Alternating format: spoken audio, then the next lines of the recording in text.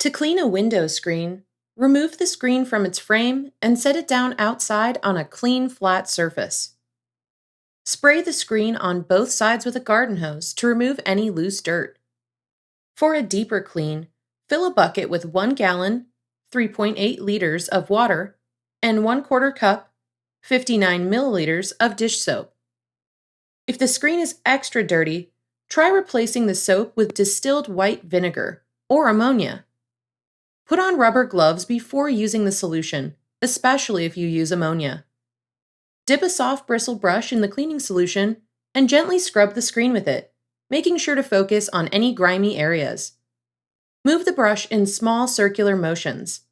When you're done, spray the screen down again with the hose to remove the dirt and cleaning solution.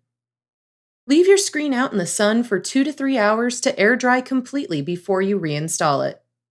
When it's dry, vacuum the screen with a soft bristle attachment to remove loose dust, then put the screen back in place.